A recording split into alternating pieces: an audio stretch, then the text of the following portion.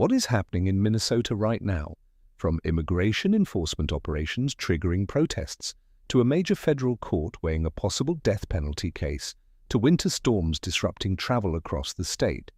Minnesota is experiencing a convergence of political tension, legal drama, and natural challenges, all at the same time. Tonight, we break it down clearly, factually, and without the noise. Welcome to Money or Politics.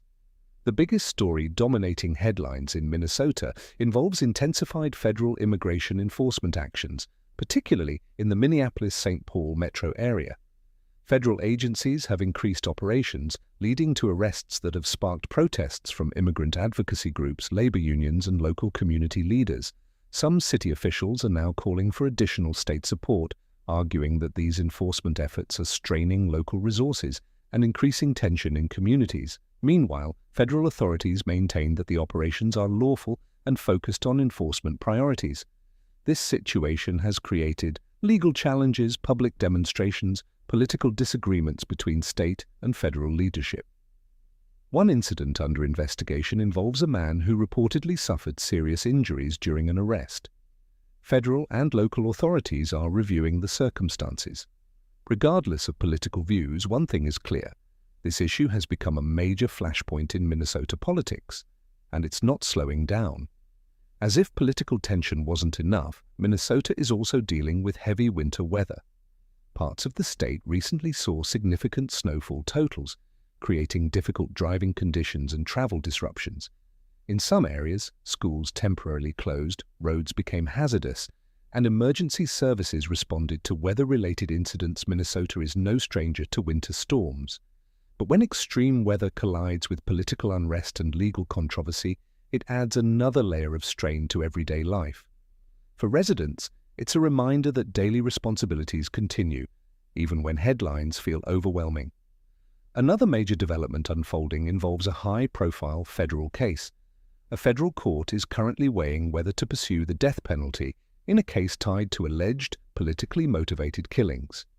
This decision carries enormous weight, not only for those directly involved, but for the broader conversation about criminal justice in Minnesota. Minnesota itself does not have the death penalty at the state level. However, federal cases can pursue capital punishment under certain circumstances. The debate touches on justice, deterrence, constitutional questions, and federal versus state authority. Whatever the outcome, the case is likely to have long-term political and legal implications. At the state level, lawmakers are discussing new anti-fraud measures tied to public assistance programs and Medicaid oversight. Concerns over fraud in public programs have pushed legislators to examine tighter controls and accountability measures.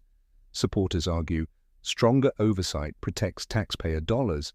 Critics caution oversight must not disrupt legitimate access to services. This issue directly connects to the money side of Money or Politics because fiscal policy and government spending affect every resident. Health officials have also reported confirmed measles cases this year, primarily among unvaccinated individuals. While numbers remain limited, public health agencies are monitoring the situation closely to prevent broader spread.